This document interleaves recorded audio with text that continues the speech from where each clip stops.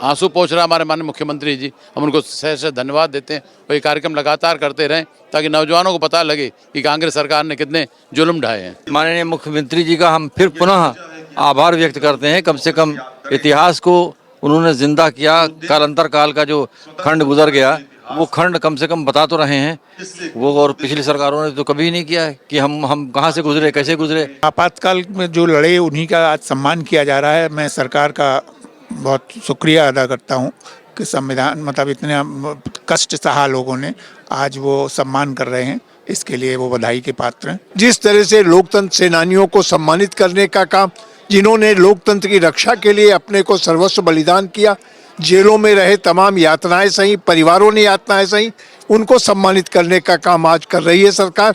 उसके लिए मैं सरकार को बधाई देना चाहूँगा। मोदी जी, माननीय प्रधानमंत्री जी और माननीय मुख्यमंत्री जी के द्वारा जो है लोकतंत्र के लिए बहुत अच्छा काम किया जा रहा है, लोकतंत्र मजबूत हो रहा है। खलील अहमद। क्या कहेंगे, आज संविधान हत्या दिवस है, किस तरीके से प्रोग्राम आयोजित किया गया है?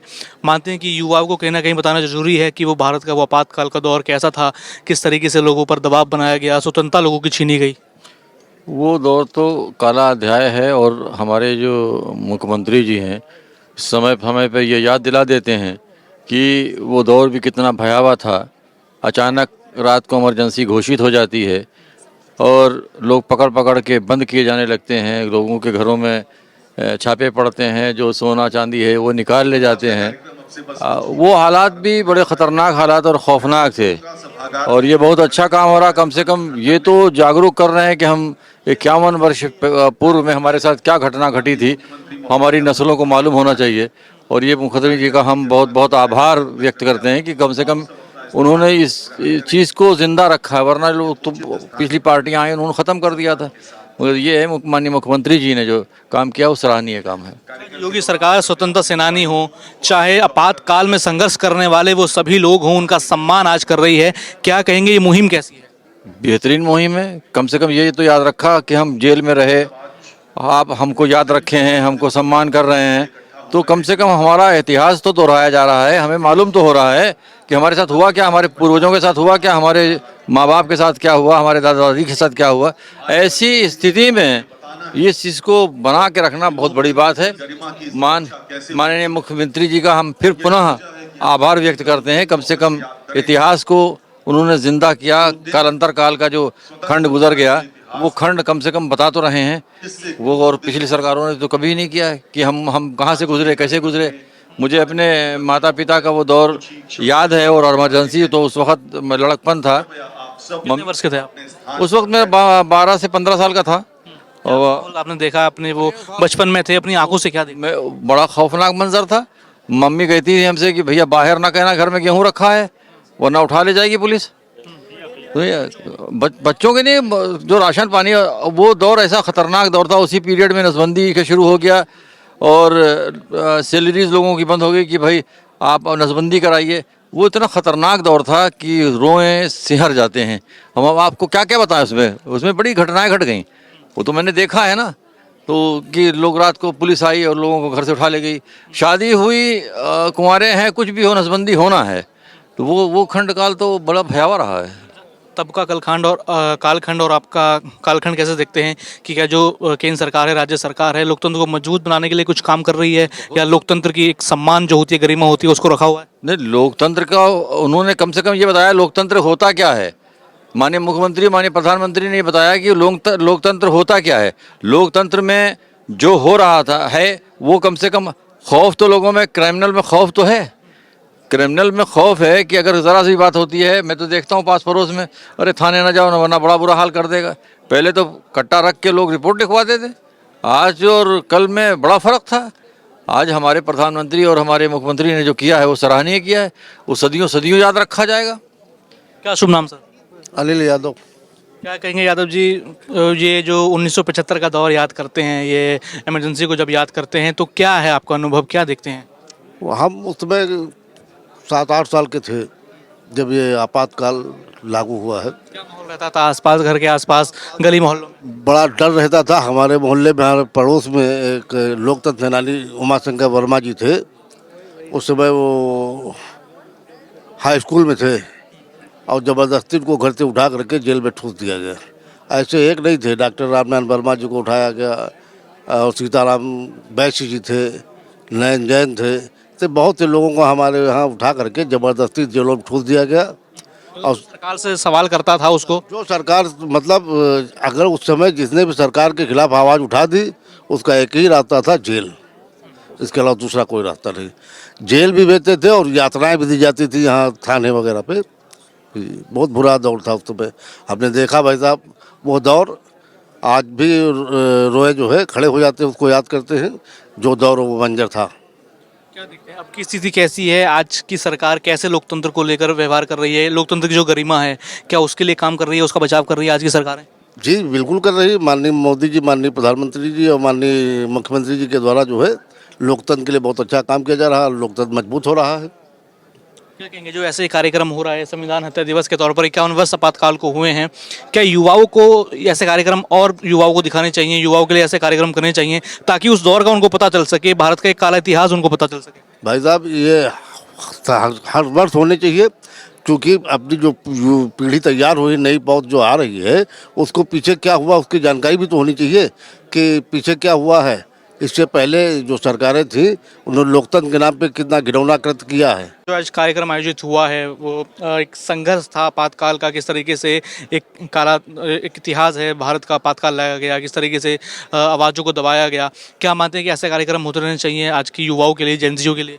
जी बिल्कुल। आज ये जो भी कार्यक्रम हो रहा है, भारतीय जनता पार्टी ने इस बात को समझा है कि किस तरीके से संविधान की हत्या, और इसलिए ये दिवस भारतीय जनता पार्टी अपने बैनर तले इस चीज़ को ज़्यादा प्रचार प्रसार कर रही है और लोगों में ये संदेश देना चाहती है कि हमारे जो पूर्वज रहे हैं देश के लिए कितना बलिदान किया है, तो आज उसकी ज़रूरत है। आज के जो जिनजी हैं उनको बिल्कुल इस चीज़ का ध्यान रखना चाहिए कि बहुत मुश्किलों से अपना भारत देश खड़ा हुआ है और आदरणीय प्रधानमंत्री मोदी जी उसी चीज़ को, उसी तथ्य को लेके आगे बढ़ रहे हैं ताकि देश में जो अराजकता फैल रही है, कुछ लोगों द्वारा फैलाई जा रही है, उन सब चीज़ों से फिर से भारत सुदृढ़ और समृद्ध बना रहे। लोकतंत्र को मजबूत करने के लिए केंद्र सरकार हो चाहे उत्तर प्रदेश की राज्य सरकार हो, तमाम कदम उठा रही है, उसको लेकर क्या देखते हैं? बिल्कुल। जिस तरीके से भारतीय जनता पार्टी अभी जो भी सरकार ने योजनाएं बनाई है जनता के लिए, वो वाकई उनके भले और हित के लिए है और मैं चाहती हूँ कि इस तरीके से पार्टी और भी नीतियाँ और कार्यक्रम बनाते रहे जिससे सभी का लाभ हो। अभी भी विपक्ष के कई लोग ऐसे कहते हैं, अखिलेश यादव हो, राहुल गांधी हो, कि अघोषित इमरजेंसी पीएम मोदी ने लगाई हुई है, कहीं ना कहीं वो लोगों को दबाव में रख रहे हैं। अभी भी न्यायपालिका हो, तमाम चीज़ें हों, ये आरोप लगाते रहते हैं। देखिए, आरोप और प्रत्यारोप तो लगते रहते हैं, ये राजनीति है, लेकिन ये सभी समझ रहे हैं कि वास्तविकता क्या है ना। तो इसमें बहुत ज़्यादा अगर हम बात करने पे उतरेंगे तो बहुत लंबा विषय हो जाएगा। तो मुझे नहीं लगता है कि इन चीज़ों पे ध्यान देना चाहिए और भारतीय जनता पार्टी जो काम कर रही है देश हित में और जनता के हित में, वो सर्वोपरि मानते हुए हम आज यहाँ पर बैठे हुए हैं और जो भी यहाँ पे आज सैनिकों का सम्मान हो रहा है। क्या कहेंगे सर, आज संविधान हत्या दिवस के रूप में इस तरीके से आपातकाल हमने देखा 1975 में कैसे 25 जून को लगाया गया, क्या मानते हैं कि ऐसे कार्यक्रम कहीं ना कहीं जो देश के युवा हैं देखना चाहिए कि कैसे वे दौर था कि हिंदुस्तान का? भारत में स्वतंत्रता के बाद भी भारत में क्या स्थितियां थी, भारत में रहते हुए भारत की लोकतंत्र की व्यवस्था पर किस प्रकार से इन कांग्रेस के लोगों ने आघात किया, और आघात ही नहीं किया, किस प्रकार से गिरफ्तारियां करके लोकतंत्र सेनानियों को जेल के अंदर डाला गया। उनके घर में यदि किसी का देहावसान हो गया तो मानवीय संवेदनाओं को भी शून्य करते हुए उनको उनकी अंत्येष्टि, उनके परिवार के लोगों की अंत्येष्टि में सम्मिलित नहीं होने दिया गया। एक से बड़ी लोकतंत्र की हत्या क्या हो सकती है, एक प्रश्न है। दूसरा, मीडिया चौथा स्तंभ है लोकतंत्र का, और मीडिया पे भी प्रतिबंध लगाया गया मनमाने ढंग से। तमाम संविधान में संशोधन किए गए और वो संशोधन देश के हित के लिए नहीं किए गए, अपितु वह संशोधन व्यक्तिगत हित को ऊपर रखते हुए कैसे हम प्रधानमंत्री बने रहें इसलिए किए गए। और आज ये लोग लोकतंत्र की हत्या की बात करते हैं। इसलिए वह लोकतंत्र सेनानी जिन्होंने उस समय संघर्ष किया था देश के लिए, लोकतंत्र के लिए, आज हम सब उनका अभिनंदन करने के लिए, उनको स्वागत करने के लिए, उनको प्रणाम करने के लिए यहाँ पर एकत्रित हुए हैं। मानते हैं कि लोकतंत्र की रक्षा के लिए ऐसे कार्यक्रम नियमित रूप से होने चाहिए। जो आप बात करें स्वतंत्र सेनानी जो उस समय इस निरंकुश सरकार से लड़े, आपातकाल में एक सत्याग्रह उन्होंने शुरू किया, उसमें रहे, तो एक ऐसे कार्यक्रम होते रहने चाहिए। भारत एक भूखंड नहीं है। भारत शब्द है, उसके साथ भारत के जो 1 अरब 40 करोड़ लोग आज हैं उनके साथ संवेदनाएं जुड़ी हैं। जब कभी इस प्रकार की आवश्यकता होगी, भारत के युवा, बुजुर्ग, माताएं, महिलाएं जैसे स्वतंत्रता के आंदोलन में आई, वह इनमें सहभागिता करेंगे और देश में लोकतंत्र की हत्या की अगर कोई करेगा तो हम उसकी रक्षा करेंगे। इसके लिए हम सब युवाओं के साथ साथ पूरा भारत संकल्पबद्ध है। तो आपने देखा कि सबने सुना पढ़ा है कि वो दौर कैसा था, कि कैसे अधिकारियों का दमन किया गया, तो क्या मानते हैं किस तरीके से वो पूरा दौर था? अधिकारियों का दमन ही नहीं, जेल के अंदर इस प्रकार की यातनाएं दी गई, शायद ब्रिटिश हुकूमत की याद ना आए, उसको भी लोग भूल जाएंगे। इससे ये मानवीय संवेदनाओं को शून्य करने का है। एक अब शासक कैसे इतना नृशंस हो सकता है, कैसे इतना क्रूर हो सकता है, जो जनता के दिए हुए वोटों से वोट पाकर प्रधानमंत्री बनता है। ये लोकतंत्र की, भारत का जो लोकतंत्र है उस पर एक कलंक है और इसको हम सब सदैव स्मरण करते रहेंगे। भारत की लोकतंत्र की रक्षा के लिए देश का नौजवान, किसान, महिला, सभी युवा सभी तैयार है। लेकिन आज का जो विपक्ष है, जो कांग्रेस है, जो सपा है, वो तमाम अन्य विपक्ष कहते हैं कि आज पीएम मोदी ने और प्रदेश में सीएम योगी ने एक अघोषित आपातकाल चलाया हुआ है। अभी भी कहीं ना कहीं वो आवाज कहते रहते हैं कि लोकतंत्र की हत्या हो गई, लोकतंत्र खतरे में है, लोकतंत्र बचाना है। 1975 में आपातकाल लगा था और उसके बाद जब सामान्य चुनाव हुए थे, उस सामान्य चुनाव में 1977 में अगर हम हत्या करते तो हमारी बंगाल में चुनाव, आज हमारी सरकार बंगाल में नहीं बनती। हम अगर लोकतंत्र की हत्या कर रहे होते तो गंगोत्री से लेकर गंगा सागर तक भारतीय जनता पार्टी की और माननीय नरेंद्र मोदी जी के नेतृत्व वाली प्रचंड बहुमत की सरकार नहीं बनती। यह सरकार बनना इस बात का द्योतक है कि लोकतंत्र में हमारी आस्था है और लोकतंत्र में जो महत्व है जनता का, वो हमारे साथ है। ये जब इनको ये स्मरण आए कि नहीं आज लोकतंत्र की हत्या हो रही है, तो 1975 के बाद 1970 के सामान्य चुनावों को स्मरण करेंगे, तो उनको आत्म शोधन करने की करेंगे और उनको पता चलेगा कि परिणाम क्या हुआ। क्या कहेंगे, आज इतना बड़ा कार्यक्रम किया गया है, वो उन लोगों को याद करने के लिए जिन्होंने संघर्ष किया, इस जो हम देख रहे हैं इमरजेंसी लगी थी उसके लिए संघर्ष किया, लड़े थे लोकतंत्र के लिए, क्या कहेंगे? ये आज उन भावनाओं का सम्मान है जिन लोगों ने देश के प्रति अपना समर्पण जेलों में दे के किया और यातनाएं भी झेली, लेकिन इस देश को उबारने में और इस देश का हित कैसे हो इसके लिए उन्होंने जेल की यातनाएं भी स्वीकार की। आज भारतीय जनता पार्टी की सरकार ने उन ऐसे महानुभावों का सम्मान करने का निर्णय लिया है जो देश हित में और राष्ट्र हित में जेल जाने को तैयार रहते हैं, और ऐसे लोगों का सम्मान होना चाहिए और लगातार हर वर्ष होना चाहिए। यही भारतीय जनता पार्टी कर रही है। कहेंगे आज के जो युवा हैं उनको देखना चाहिए कि एक जैसे दिखाया जा रहा है कि इमरजेंसी का दौर कैसा था, ये स्वतंत्र सेनानी कई सारे लोग आए हैं, जानना चाहिए कि वो एक ऐसा अनुभव था पूरे देश के लिए, किस तरीके से दबाव में पूरा देश था उस समय। आज के युवा को देखना चाहिए, ऐसे कार्यक्रम होने चाहिए। बिल्कुल होने चाहिए, और यही भारतीय जनता पार्टी जो संस्कृति और संस्कार जो युवाओं में डाल है, जिसका आज असर दिख रहा है कि आपको बच्चे पढ़ते हुए दिख रहे हैं और संस्कारों में दिख रहे हैं। नहीं, यही बच्चे आज 10 साल पहले देख लीजिए उनका क्या जीने का तरीका था। तो ये सरकारें माहौल बनाती हैं कि बच्चे कैसे जब पढ़ने हैं, देश को आगे कैसे बढ़ाना है, युवा कैसे आगे राष्ट्र निर्माण में कार्य करेगा। तो इसके लिए भारतीय जनता पार्टी युवाओं का निर्माण कर रही है। क्या कहेंगे, जो उस समय प्रतिबंध लगे थे, मीडिया हो, न्यायपालिका हो, तो हम सब चीज़ों पर, वो याद रखना जरूरी है कि कहीं ना कहीं एक काला इतिहास था वो देश का, वो 2 साल किस तरीके से गुजरे थे। बुरा समय कभी भूलना नहीं चाहिए, वो काला दिवस आज भी याद करना चाहिए और याद रहना चाहिए। तभी हम अच्छे भविष्य का निर्माण कर सकते हैं जब हम अपने बुरे दिन याद करेंगे। तो इसलिए उन बुरे दिन को हर साल याद करके कि ऐसे अब भी दिन हमारे देश में और जीवन काल में बीता है कि लोगों की आज़ादी छीन ली गई थी, तो उसके विरोध में हर साल एक कार्यक्रम होना चाहिए और कांग्रेस को याद दिलाना चाहिए तुमने ऐसा काला इतिहास भारत में रचा है।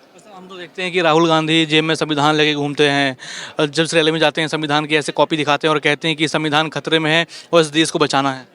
मैं तो कहता हूँ राहुल गांधी जी बहुत बड़े लीडर हैं, लेकिन भारतीय जनता पार्टी के एक छोटे से कार्यकर्ता से भी अगर वो बात करें तो उन्हें जानकारी उनसे ज़्यादा नहीं होगी, एक कार्यकर्ता से। तो देश चलाने की बात कहाँ करते हैं। तो पहले तो कार्यकर्ता बने और देश की जानकारी लें और मूल जो आत्मा है भारत की उसमें जाके देखें, तब राजनीति आगे बढ़ाएं। जय प्रकाश का बिगुल बजा तो गूंज उठी तरुणाई है, तिलक लगाने तुम्हें जवानों क्रांति द्वार पर आई है।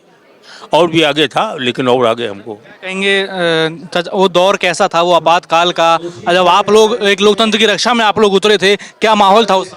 माहौल तो बहुत ही खराब था। जिसको पुलिस वाले चाहते थे उसको, जो आपातकाल जो है उतना तो कभी वही नहीं हुआ। कोई सुनवाई नहीं थी, चाहे बाप मर जाए और चाहे लड़का मर जाए, कोई सुनवाई नहीं थी उस वक्त। जो था, जो पुलिस कहते वही सही है। हैं। हम लोगों को 11.5 महीने 11 महीने 17 दिन हम बंद रहे और वो यातनाएं दी गई हैं। जेल के अंदर तो इतनी यातनाएं नहीं थी, लेकिन जब पकड़ा था यहाँ से कचहरी से हम लोगों ने सत्याग्रह किया था, तो कचहरी से पकड़ के कोतवाली ले गए थे केसरबाग में ये समझ लीजिए 3 दिन बंद रखा था, तो उसके बाद जेल भेजा था और मार कूट। और उस वक्त हम 33 साल के थे, तो अब वो हाल ना पूछे क्या हाल था। घर वालों से कोई से मुलाकात नहीं होती थी। जब जेल गए तब तो फिर इतनी सुविधा नहीं, इतनी वो रहा कि उनसे मुलाकात हुई, लेकिन जब तक थाने में रहे तब तक किसी से मुलाकात नहीं होने, और फलाने कहाँ ढिमाके कहाँ सबके बारे में पूछना जांचना। शुभ नाम आपका? नानक चंद लखमानी। क्या कहेंगे आज योगी सरकार द्वारा, सीएम योगी द्वारा आप सभी सरकार ने का जो सम्मान घोषणाएं की है सबके सम्मान में, वो अच्छी बात है। कैसे तक सुविधा मिलेगी इनको स्वास्थ्य के लिए, और जो सुविधाएं पहले से चली आ रही हैं वो कंटिन्यू रहेंगी। ये प्रेरणादायी कार्यक्रम नौजवानों के लिए वास्तव में जो याचनाएं उस समय दी, जो 25-26 साल के जो गिरफ्तार हुए थे 80-85 का आज हो गए हैं, उन घरों में कितनी हुई। माने किसी जो अपराधी होगा उसको भी इतनी सजा नहीं दी जाती। कितनी बड़ी विडम्बना है। आज आंसू निकलते हैं, सोन के रोंगटे खड़े हो जाते हैं। उन घरों में राशन नहीं, कितनी विधवाएं हो गई, परेशान हो गए। आज बेचारों को आंसू पोंछ रहा हमारे माननीय मुख्यमंत्री जी, हम उनको से धन्यवाद देते हैं। और ये कार्यक्रम लगातार करते रहें ताकि नौजवानों को पता लगे कि कांग्रेस सरकार ने कितने जुल्म ढाए हैं। मीसा लगाया, DIR लगा के सालों साल बंद कर दिया, कितना कठोर दिया, ये नौजवानों को पता लगे वास्तव में कांग्रेस सरकार ने हमारे साथ कितना अन्याय किया है। शुभ नाम सर आपका? मेरा नाम सत्यप्रकाश जैन है। हम फिरोजाबाद से लोकतंत्र सेनानी हैं। क्या कहेंगे 1975 का वो दौर, वो जो 2-2.5 साल थे, किस तरीके से वो गुजरे? वो आपातकाल का दौर कैसा था, कैसे आपने अपनी आंखों से देखा? भैया जी उस समय आदमी हम लोग विद्यार्थी जीवन में थे, बीकॉम में पढ़ते थे, देश के बारे में कुछ ज़्यादा जानकारी नहीं थी, राजनीति जानते नहीं थे। हम केवल संघ के स्वयंसेवक थे। हमारे संघ के जो अधिकारी देते थे, हमको लगता है देश के लिए काम कर रहे हैं, देशभक्त बनना है, देश के लिए काम करना है, ये उम्मीद थी। उसी के लिए हम लड़ते रहे और जो हमारे अधिकारी कहते रहे उसको हम उसका पालन करते रहे। उस समय जंगलों में मीटिंग होती थी, हम लोग फिरोजाबाद के जंगल था, यमुना का जंगल, जहाँ पुलिस न जा पाए। हर आदमी एक समय पर नहीं जाते थे, एक एक करके इकट्ठे होते थे। घंटों जो काम 1 घंटे में होता था वो 10 घंटे में होता था। जितने अधिकारी थे सब अपनी ड्रेस बदल के, अपना भेष बदल के, अपना रूप बदल के अपनी तब घूमते थे। धोती कुर्ता बंद हो गया था, हाफ पैंट सब छिपा के रख दी गई थी। हाफ पैंट को अब खाने का पता नहीं, सोने का पता नहीं, जगने का पता नहीं, चलने का पता नहीं, कैसे जाएंगे कैसे आएंगे, कौन रास्ते में पकड़ लेगा, किस समय जेल चले जाएंगे, कोई उम्मीद नहीं थी। कोई युवक कांग्रेस का दबदबा था, वो देश में वसूली करते थे। जब 25 जून को इमरजेंसी लग गई तो कोई किसी भी अखबार का संपादकीय नहीं छपा, सब में काला पन्ना छोड़ दिया गया था। उसी दिन काला दिवस घोषित कर दिया। अखबार में कोई भी खबर बिना सरकार के सेंसर के किए हुए नहीं छपती थी, कोई भी पार्टी नहीं छपती थी। और फिर उसके बाद युद्ध शुरू हुआ, लड़ाई शुरू हुई सब जयप्रकाश नारायण जी के नेतृत्व में। उस समय आप नौजवान थे, अपनी युवा अवस्था में थे। क्या अभी भी मन मस्तिष्क में वो छाप है कि किस तरीके से दमन हुआ, किस तरीके से दबाव में सरकार ने रखा, न्यायपालिका हो, मीडिया हो, चाहे छात्र हो? देखिए उस समय एक तरह लगा देश में तानाशाही शुरू हो गई है। राजतंत्र तो भी अच्छा था, राजा अपनी सबकी बात सुनता था, लेकिन उससे भी बुरी हालत थी। राजतंत्र भी उससे नहीं था उस समय। उसमें केवल प्योर तानाशाही थी। जो आपने सुनी होगी, कौन सा देश है आपका, यहाँ का ये चाइना के ऊपर एक देश है, वहाँ का जो राजा है बिल्कुल नॉर्थ साउथ कोरिया, वो तानाशाही की स्थिति थी। विरोध पक्ष के जितने भी नेता थे, सब नेताओं को जेल में धीमे धीमे करके भेजना शुरू कर दिया। कोई 2 महीने रहा, कोई 10 दिन रहा, कोई 18 दिन रहा, कोई 18 महीने रहा। किसी को उम्मीद नहीं थी जेल से हम लोग लौटेंगे, वहीं सड़ जाएंगे, आप जीवन वहीं बीत जाएगा। पढ़ाई लिखाई, माँ बाप का सेवा सब खत्म वहीं हो गई थी। सुरेश चतुर्वेदी। क्या कहेंगे वो आपातकाल का दौर अपने आंखों से आपने देखा था, क्या माहौल था उस समय? आपातकाल का दौर तो बहुत भयानक था। हम लोग तो उस समय स्टूडेंट्स थे, 20 साल की उम्र थी, जेल गए थे। को जेल में डाला गया, न्यायपालिका खतरे में थी, प्रेस खतरे में थी उस समय। खतरे में था। आप सोचिए सब विरोधी दलों के लोग भी सब जेल में थे, जो आज हम मतलब विरोध कर रहे हैं इसका। और काला दिवस नहीं मना रहे हैं, वो उनके साथ खड़े हैं, वो भी लोग जेल में थे। लेकिन बहुत भयानक स्थिति थी, आप कुछ बोल नहीं चल सकते थे, आप सड़क पर चलना मुश्किल था, अगर आपने कुछ विरोध किया तो आप जेल में डाल दिए जाते थे। हम लोग तो बहुत दिन जेल में रहे, 11 महीने जेल में रहे। तो मैं कि आज भी जो कांग्रेस है, कांग्रेस के लोग हों, कांग्रेस के बड़े नेता हो, राहुल गांधी खुद हों, वो कहते हैं कि पीएम मोदी हैं और जो भी बीजेपी सरकार हैं वो लोकतंत्र खतरे में है। जब से ये बीजेपी सरकार आई है लोकतंत्र खतरे में है, लोकतंत्र को पर दबाव है, प्रेस पर दबाव है, तमाम ये सवाल वो खड़े करते हैं। लोकतंत्र इस समय कहाँ खतरे में है? नॉर्मल चुनाव हो रहे सभी जगह लोगों को वोट डालने का अधिकार है। इमरजेंसी में तो वोट डालने का भी अधिकार नहीं था, उसके बाद भी लोग चुनाव मतलब 1 साल बढ़ा दिया गया था, 75 मतलब चुनाव को कराया ही नहीं था। और मोदी जी तो हर चुनाव करा रहे हैं, कहाँ लोकतंत्र खतरे में है? तो झूठ बोलने का एक ठेका ले रखा है और क्या, सब कुछ चल रहा है बिल्कुल सही। संविधान की स्थिति अच्छी है। लोकतंत्र संविधान तो उस समय हत्या की गई थी जब 75 में उन्होंने आपातकाल लगाया था। क्या कहेंगे, योगी सरकार आज उन्हीं स्वतंत्रता सेनानियों का सम्मान कर रही है, उन लोगों का सम्मान कर रही है जो आपातकाल में जिन्होंने संघर्ष किया, सरकार के खिलाफ, सरकार की नीतियों के खिलाफ लड़े, क्या कहेंगे? आपातकाल में जो लड़े उन्हीं का आज सम्मान किया जा रहा है। मैं सरकार का बहुत शुक्रिया अदा करता हूँ कि संविधान मतलब इतने कष्ट सहा लोगों ने, आज वो सम्मान कर रहे हैं, इसके लिए वो बधाई के पात्र हैं। क्या कहेंगे, जैसे यूपी में हम देखते हैं कि सरकार की जीरो टॉलरेंस की नीति है, कहीं ना कहीं लोकतंत्र को मजबूत करने के लिए जो कार्य प्रणाली होती है, पुलिस प्रणाली होती है, वो मजबूत रहनी चाहिए। तो क्या मानते हैं उत्तर प्रदेश की शासन व्यवस्था मजबूत है? बिल्कुल, शासन व्यवस्था मजबूत है, लोकतंत्र मजबूत है, संविधान के अनुसार सारे काम हो रहे हैं। ये तो योगी सरकार की बहुत अच्छी व्यवस्था है।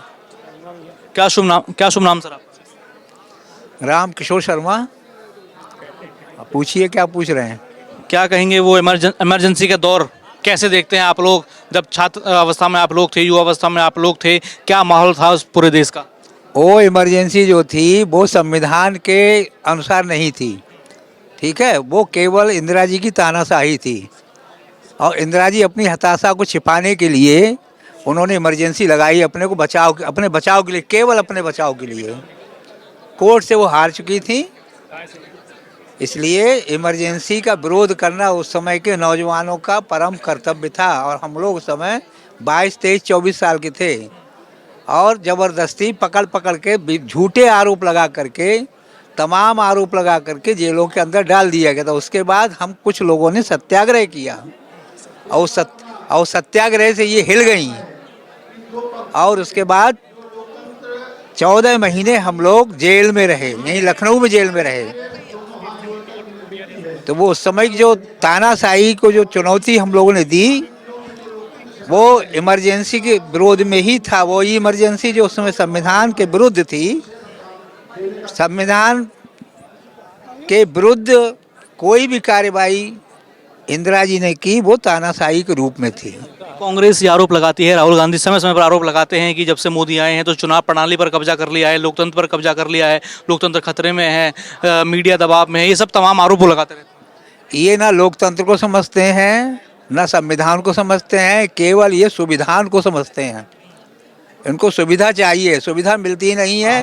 संसद में वार्ता करेंगे नहीं, वहाँ भी विरोध पैदा करेंगे, वार्ता नहीं करेंगे किसी प्रकार। पक्ष विपक्ष, वो पक्ष जो है विपक्ष को बुलाता है, लेकिन विपक्ष जो है पक्ष को मान्यता नहीं देता है। कोई लोकतंत्र खतरे में नहीं है, इस समय सही असली लोकतंत्र यही है। क्या शुभ नाम सर जी? क्या कहेंगे, ये इमरजेंसी का जो दौर था किस तरीके से आप लोग उसको देखते हैं? देखिए, आज के दिन संवैधानिक अधिकारों को समाप्त किया गया था, वास्तविक रूप से संविधान की हत्या की गई थी। तो संविधान हत्या दिवस के रूप में आज का दिन सारे देश में मनाया जा रहा है। जिस तरह से इंदिरा गांधी ने देश में आपातकाल लगाकर देश के तमाम राजनीतिक कार्यकर्ताओं को, नेताओं को जेलों में डालने का काम किया, उनका उत्पीड़न किया, सारे संवैधानिक अधिकार निलंबित कर दिए गए थे, मनचाहे ढंग से सरकार चलाई गई। राजनीतिक जो विरोधी प्रतिद्वंदी थे उनका इस तरीके से यातना और उत्पीड़न हुआ, इतनी यातनाएं दी गई कि उन लोगों को ये प्रयास किया गया कि ताकि उनका मनोबल टूटे। लेकिन उसके बाद भी जो लोकतंत्र के रक्षक थे, जिन लोगों को ने संविधान की हत्या को के विरुद्ध आवाज़ बुलंद की, जेलों में रह करके भी उनकी आवाज़ कमज़ोर नहीं हुई। अंततोगत्वा आपातकाल हटा और दोबारा संवैधानिक अधिकार बहाल हुए। अच्छा, क्या कहेंगे आज के युवाओं को क्या जानना जरूरी है जो आपातकाल के दौरान हुआ? क्या युवाओं को जानना जरूरी है? जैसे जो ये कार्यक्रम चल रहा है ये होने चाहिए ऐसे? निश्चित रूप से नई पीढ़ी को जानना चाहिए कि देश की आज़ादी के बाद हमारी आज़ादी के ऊपर कब ग्रहण लगा।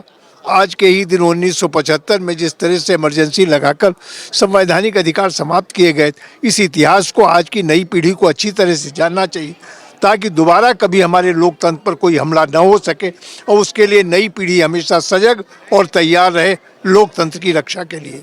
क्या कहेंगे आज स्वतंत्र सेनानियों का और उन सभी लोगों का योगी सरकार सम्मान कर रही है जो आपातकाल के दौरान संघर्ष में थे, जो कहीं ना कहीं जेलों में थे और सरकार के खिलाफ आवाज उठा रहे थे, लोकतंत्र की रक्षा में थे?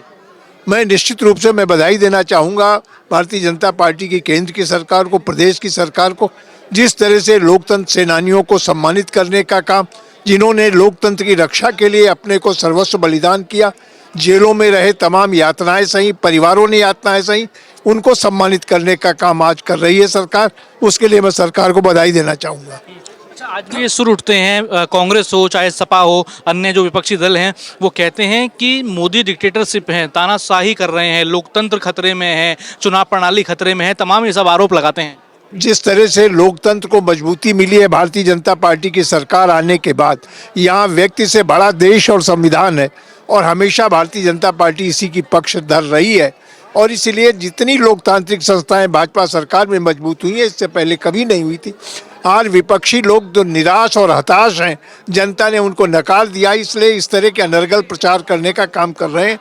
देश की लोकतांत्रिक शक्तियां बहुत सक्षम हैं, मजबूत हैं, और कभी भी लोकतंत्र पर कोई भी आंच नहीं आने देंगी। आपातकाल, ये सब सुनकर याद आता होगा 25 जून 1975 से शुरू हुआ वो 2-2.5 साल का काला दौर, किस तरीके से जो बोलने की आज़ादी थी, संविधान ने जो मूलभूत आज़ादियाँ दी थी, उसका किस तरीके से गला दबाया गया, उसका दमन किया गया।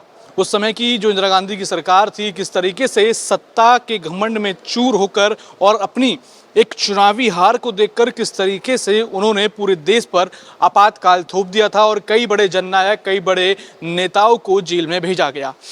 लगातार जो लोग भी यहाँ कांग्रेस पार्टी या इंदिरा गांधी ने जिस तरीके से चुनाव को लेकर, तमाम अन्य चीज़ों को लेकर सरकार का विरोध कर रहे थे, उनको कैसे जेल में भरा गया, वो दृश्य अभी भी कहीं ना कहीं वो सभी लोग जानते होंगे। आज उत्तर प्रदेश के मैं लोक भवन लखनऊ में मौजूद हूँ। यहाँ कई सारे ऐसे वो लोग आए हैं जिन्होंने इस अनुभव को देखा है, ये जो भयावह अनुभव है उसको देखा है, वो जानते हैं कि वो आपातकाल का दर्द क्या है। ये देखिए आपातकाल की भयावह कहानियाँ, उनसे हम आपको जुड़ाएंगे, रूबरू करवाएंगे कि आखिर ऐसा वहाँ क्या हुआ था। ये देखिए, आवाज़ उठाने की कीमत मौत थी।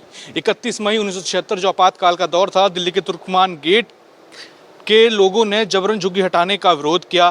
पुलिस ने निहत्थे लोगों पर गोलियां चला दी, प्रदर्शनकारियों को बुलडोजर से कुचल दिया गया। इस कार्रवाई में दिल्ली से 7 लाख से ज़्यादा लोग जबरन बेघर किए गए। सरकारी सेंसरशिप के कारण भारतीय मीडिया चुप रही और दुनिया को सच्चाई विदेशी मीडिया से पता चली। नरसंहार पर स्वतंत्र रिपोर्ट जो आई उसमें से 400 मौतें और 1000 से अधिक घायल रहे।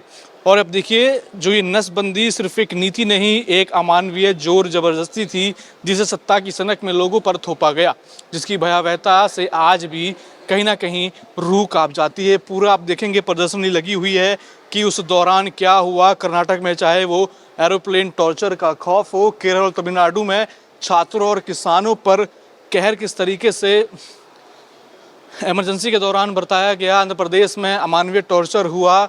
छात्र नेता राजवर्धन को इतना मारा गया कि वो खून की उल्टियां करने लगे। छात्रों पर दिल्ली हरियाणा की यूनिवर्सिटी में जो छात्र थे उन पर किस तरीके से यहाँ अत्याचार हुआ, बिजली के झटके दिए गए। जुगल बिहारी शर्मा, फूलचंद रमेश शर्मा को इलेक्ट्रॉनिक शॉक दिया गया। वकील घनश्याम तिवारी को याचिका दाखिल करने पर पीटा गया। अब ये देखिए, ये भूमि का संग्राम के जो नायक हैं उनके बारे में भी बताया गया है कि कैसे आरएसएस, जनसंघ और एबीवीपी वहाँ उनके साथ क्या क्या हुआ कि 4 जुलाई 1975 को आरएसएस पर प्रतिबंध लगा। हजारों स्वयंसेवक और जनसंघ नेता गिरफ्तार हुए। प्रतिबंध के बावजूद आरएसएस ने भूमिगत नेटवर्क के माध्यम से अपना सत्याग्रह और संघर्ष जारी रखा। श्री अटल बिहारी वाजपेयी जो कि पूर्व प्रधानमंत्री हैं, वो जेल से उनकी कविताएं थी कि टूट सकते हैं मगर हम झुक नहीं सकते, और कैदी कवियार संघर्ष की ये मिसाल बनी। 19 महीने पूर्व प्रधानमंत्री जेल में रहे, ये तंज उन्होंने कहीं ना कहीं सहा। किस तरीके से सभी चीज़ें चली आप देख सकते हैं कि हर एक चीज़ यहाँ पर आपको दिखाई देगी जो उस इमरजेंसी के दौर में घटित हुई। किस तरीके से एबीवीपी छात्र आंदोलन का नेतृत्व किया गया।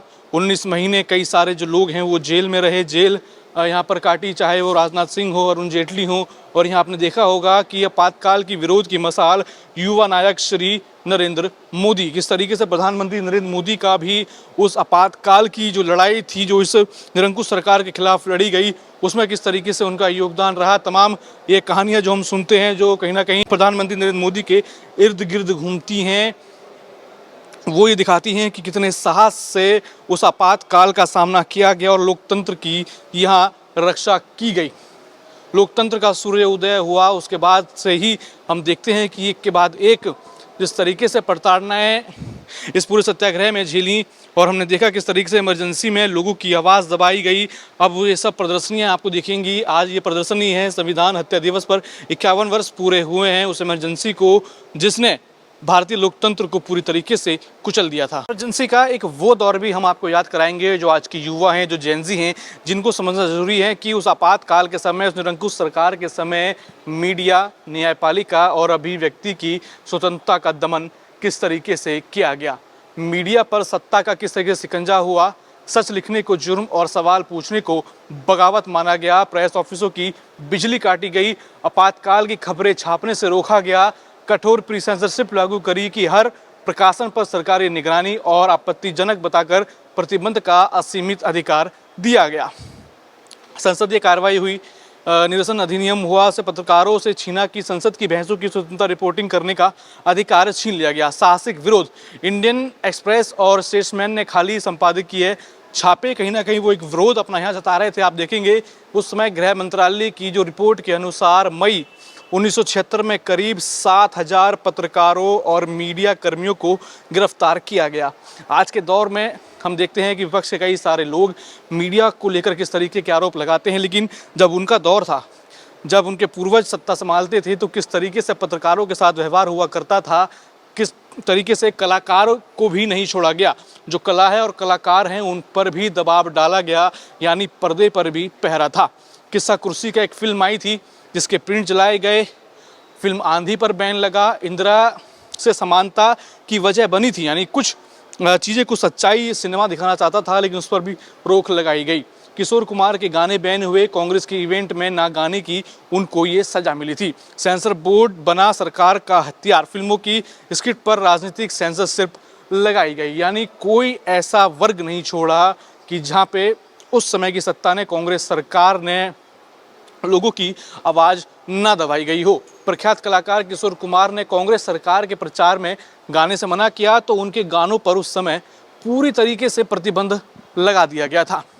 ये देखिए शिक्षा नियंत्रण और चाटुकारिता का दौर, आप देख रहे हैं ये सभी चीज़ें किस तरीके से। कुछ लोग तभी भी वहाँ मौजूद थे जो इन सब चीज़ों को डिफेंड यहाँ पर कह रहे थे। कैद की कक्षा देखिए, जब शिक्षा बनी चाराबंदी का औजार, कांग्रेस विरोधी संवेदनशील विषयों पर चर्चा, लेखन पर रोक थी और शिक्षकों को चेतावनी थी। कांग्रेस ने राजनीतिक स्वार्थ के लिए शिक्षा को राज्य सूची से हटाकर समवर्ती सूची में स्थानांतरित किया। स्कूल छात्रों पर भी कार्रवाई हुई। उड़ीसा में 9वीं 10वीं के बच्चों को 5 महीने जेल रखा गया, यानी 9वीं 10वीं के जो नाबालिग किशोर थे, जो लोग थे, जो बच्चे थे, उनको भी 5 महीने जेल इन सरकारों ने रखा गया। दमन का दौर आगे भी बढ़ा, नहीं रुका। तो आप देखेंगे किस तरीके से कठोर मीसा कानून के तहत 1 लाख से ज़्यादा गिरफ्तारियां बिना मुकदमा, बिना सुनवाई की गई। आखिरी में आप देखेंगे ये नसबंदी संजय गांधी के नेतृत्व में 1 करोड़ से अधिक पुरुषों की जबरन नसबंदी की गई और जिसमें हजारों की मौत हुई। दिल्ली में कैसे हजारों घर उजाड़े गए, तुर्कमान गेट पर जो नरसंहार हुआ वो कहीं ना कहीं ये इंडियन पॉलिटिक्स के लिए शर्मसार था। भारतीय लोकतंत्र के लिए कहीं ना कहीं एक सवाल था कि आखिर किस तरीके से सत्ता में चूर होके, एक मुकदमे से डर के, कोर्ट की कार्रवाई से डर के, किस तरीके से तत्कालीन प्रधानमंत्री इंदिरा गांधी ने पूरे देश पर इमरजेंसी थोपी और देश के ऊपर एक बड़ा कलंक थोपा। कहेंगे आज योगी सरकार द्वारा सम्मान जो है सब लोकतंत्र सेनानियों का किया गया, कैसे देखते हैं इस मुहिम को? क्या मानते हैं आने वाले जो युवा हैं, जो जेनजी हैं, उनको एक नई सीख मिलेगी? निश्चित रूप से इन कार्यक्रमों का यही भवितव्य ही है कि लोग जानें, क्योंकि जो उस समय हुए नहीं थे या बहुत छोटे थे उन्हें कोई इसकी जानकारी नहीं, कम से कम पता तो होना चाहिए। इसलिए इस तरीके के कार्यक्रम हर स्तर पर होते रहने चाहिए समाज में।